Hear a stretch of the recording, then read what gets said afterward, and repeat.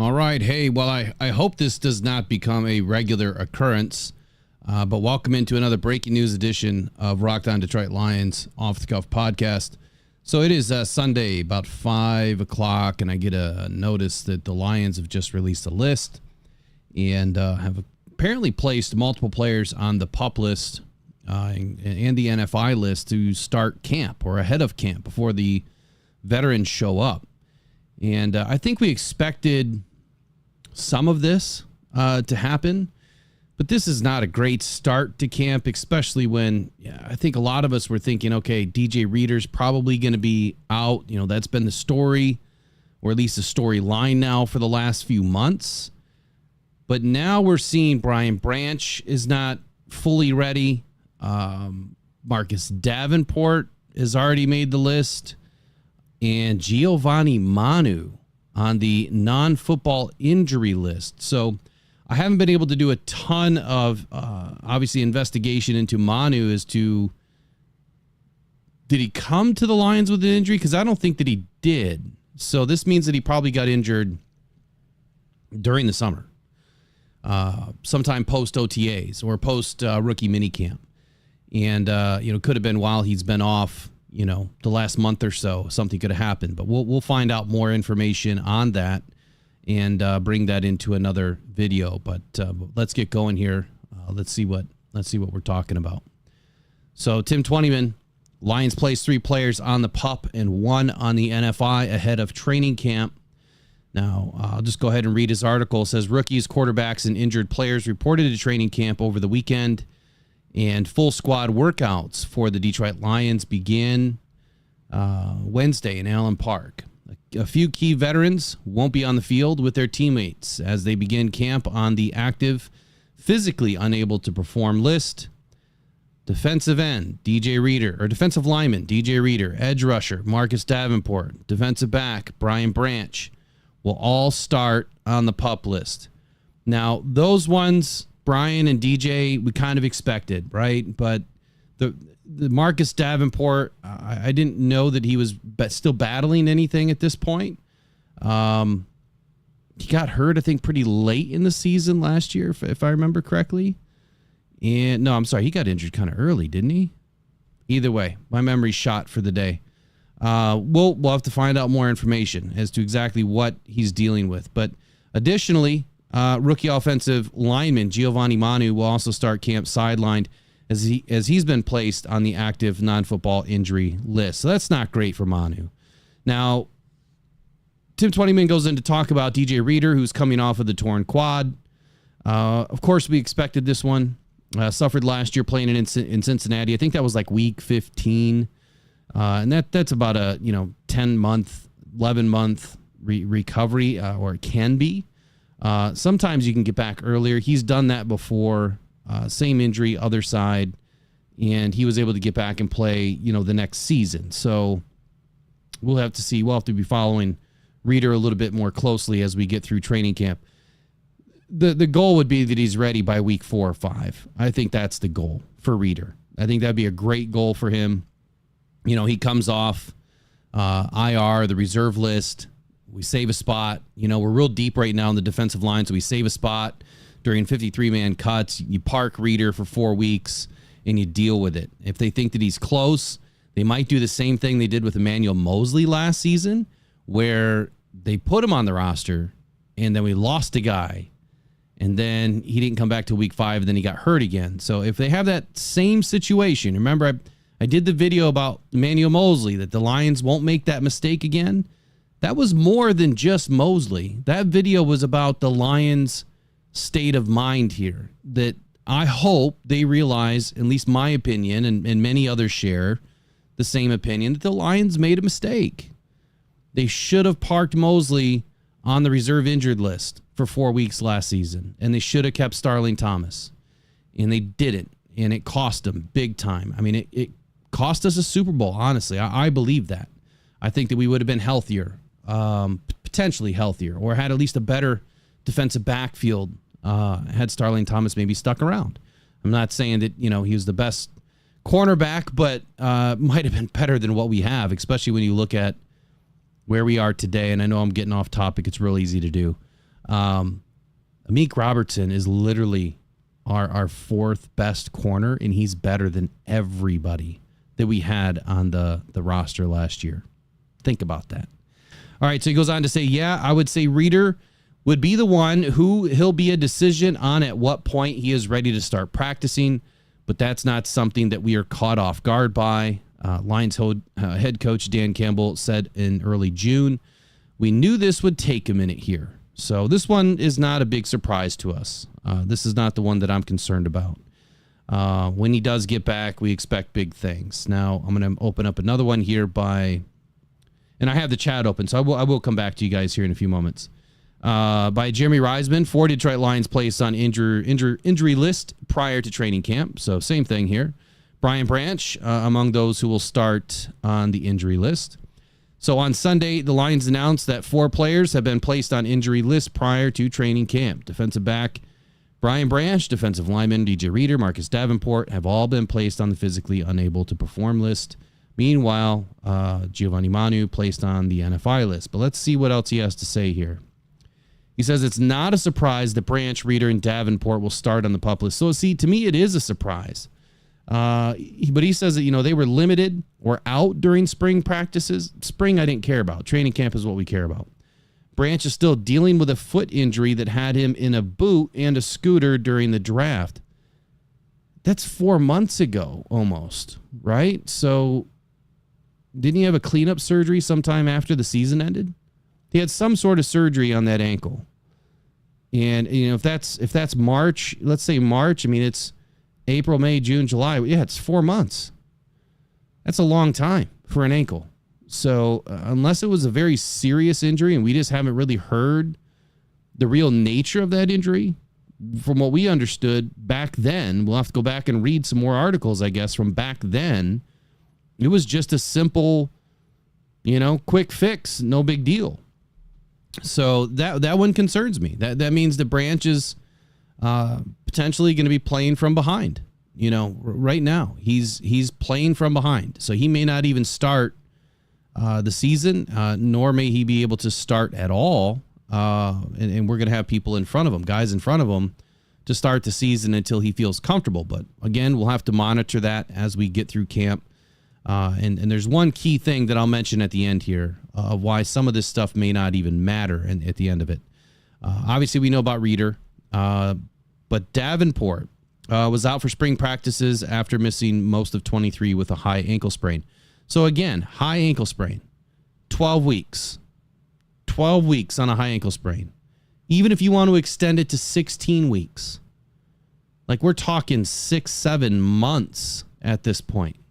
There's no way that he's still dealing with a high ankle sprain. Like that is huge caution to the wind to me. There's no way a high ankle sprain has lasted this long. Not possible. Sorry, I'm not buying it. Manu is an interesting addition to the group. He did not appear to be limited in the spring, but remember that an NFI designation means injury occurred either away from a football setting or in college. So just like I was saying earlier, it could be something that happened while he was at home, during the offseason, or maybe he was practicing somewhere else, not directly for the Detroit Lions, and suffered some sort of an injury. Article goes on to say that it's also important to remember that, while these players are on these lists, and this is what I was going to tell you towards the end, they can come off at any time. This is not like during the season where they have to wait X amount of weeks, typically 4, to be able to come back from IR. It's totally different. They could tomorrow. We could get a note tomorrow that says, "Hey, everyone's good. All their medical checked out. They're ready to go," and that would be phenomenal. It's not going to happen, but that would be great, wouldn't it? Well, let's move on to Detroit Free Press here. Dave Burkett, same thing. Let's see if he has anything else that he would like to add here. Talks about the contract. Davenport was limited to 4 games with a high ankle that required surgery. Okay, so even surgery, we're still at 6 months. 6 months. More than 6 months. Reeder and Davenport are the two of several new faces the Lions added to their defense this spring. They also traded for Carlton Davis, blah, blah, blah, blah, blah. So really not much more to add here, Dave.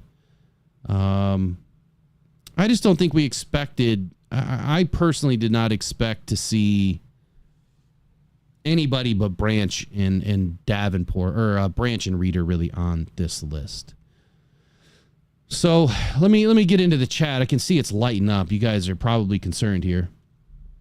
Braylon, I'm glad we have Davenport. I would love to make a side bet with Braylon here at some point, because when Davenport is healthy and back, if he's healthy this season, after he gets through whatever he's getting through, I went through and compared him to Hutch coming out of college. Their combine, they're identical. Size-wise, speed, Davenport's, way faster than Hutch. So, not saying that they're the same player, but what I am saying is there's the opportunity that Davenport could, if he puts it together and stays healthy, could be an extremely special addition to this team this season. So don't throw Davenport in the trash just yet. Give him a chance. Not sure if Khalif is still injured. Obviously, he's not on this list, so that's great. Davenport, Braylon, he's according to this list, he's still recovering from his surgery. But we've not heard anything. The dead season, we've heard nothing. There's nothing to report. Unlike the Amon-Ra St. Brown injury from week 4 or week 3 last year. There was nothing to report right now. So that's why this list is coming out. Now it's time to start reporting what's going on. Tracy, most of it's precaution. Yeah, I would agree with some of that. Obviously with Brian Branch still coming back from his surgery. Now we know Davenport still dealing with his surgery. Obviously Reeder still dealing with his surgery. But Giovanni Manu, who I'm expecting to kind of work himself into the bottom half of the offensive depth chart, we need him. We really do. As deep as we are, as good as we are up front, we kind of get thin. I know it doesn't make sense, but we kind of get thin because we've got young guys. And Kobe Sorsdahl, he's a very important piece this season to take that big leap in year 2. We don't have Matt Nelson anymore. Dan Skipper's our vet as far as the backup goes. We need someone to take a step forward. That's got to be Colby, and then Giovanni Manu and Mahogany have to pick it up quickly. So him missing any time at all is bad. So that's what I'm hoping is that this doesn't last very long. Vincent Sohm brings up a good point here about I'm super stoked to see Betts. So this is what's going to happen. The guys that are out right now. So this is going to give Matthew Betts more opportunity. This is going to give James Houston more opportunity. It's going to give Pascal more opportunity. Onwuzurike more opportunity. All of these guys that are behind Reeder or next to Reeder and, behind Davenport and next to Davenport, they're all going to get more time. Mekhi Wingo's going to get more looks. So this is a good thing and a bad thing, right? It's bad because we want the guys that, Brad Holmes went out and brought in to be able to go week 1. The good thing is the guys behind them, the guys that, are really working hard to make this roster, Kaminsky too, he's involved in that. All of those guys are going to get more time now. So it's really going to help, but it doesn't make us feel good at the end of the day that our starters are not in to start the season. Prove it year for James Houston, says Salty Pork Chops. You know what? I think that he just needs to be healthy. We know what he can do. He just needs to be healthy. The thing is now everybody else knows what he can do too. And last season, he was hurt the whole season. He missed the whole darn thing for the most part. Minus 2 games. So if he can get back to his rookie season performance, James Houston's going to be fun to watch, especially when DJ Reeder's back in the game, especially if they're running him alongside of Davenport and dropping him back in there as a Sam linebacker. That speed off the edge, man, is insanity. So we're going to have a fun defense. I guarantee you this season, we are going to have a very fun defense. When I say it's like car crash city, we're going to see some guys hitting and making some incredible plays with the way that this defense has been put together. They've done a great job. Now we just have to see it on the field. I got so many things running through my head with all the different plays that we could see here. Do I want the starters healed completely, or do you want them rushed back in and get hurt worse like Mosley did last year? If you're asking me that, I would go with the latter. I don't want him to get rushed at all. I'd rather see him fully healthy. So I'm all in on the give him 4 weeks. Give him the first 4 weeks of the season. I think that we can win the first 4 games without everybody. We just need a large majority of this team healthy. So I would rather give him a few extra weeks to get healthy and have him for the long run, because this is going to be a long, grueling season with the way that this schedule wraps up. So is Houston going to be traded to Miami? I don't know who's starting those rumors. Highly doubt it. You saw it on your local news this morning. Yeah, I doubt it. Look, the Lions need to make a decision on him first, right? I mean, what would you get for him? What is he worth right now? I think that's the one thing that people forget. What is he worth? He's coming off a major injury, had a crazy 8 games to start his career, or 7 games, whatever it was. And then he's been non-existent. So what's he worth? A 7th round pick? Because that's probably what you would get. And I don't know if, matter of fact, I do know a 7th round pick is not worth, to me, what James Houston can be and has shown us to be. So I would say no way. I did find it kind of interesting that Shaquille Barrett or Shaq Barrett was traded and then retired like that. Dude, you got to make those decisions, man, before you're getting traded. Like, that doesn't happen very often, but you just completely screwed a team a week before camp. Like, come on. The whole chat, AKA poll. What's that? What do you want to poll on? Yeah, if he's definitely the starter, I don't know if he's going to have to step up for Branch. I mean, Branch was supposed to go back to safety. At least that's the rumor, right? So we'll see where that goes. But we are plenty fine right now in the DB room. We're solid. Like, we are solid in the DB room. Big M says Terrell Williams is the best signing of the offseason, going to make the D-line fierce.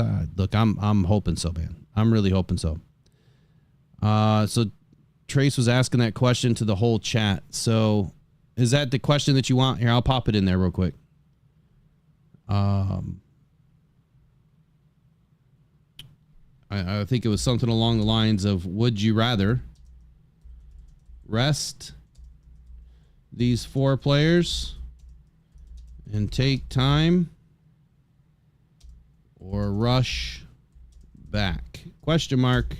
If you want to rush it, then hit the no. If you want them to rest, then hit the yes.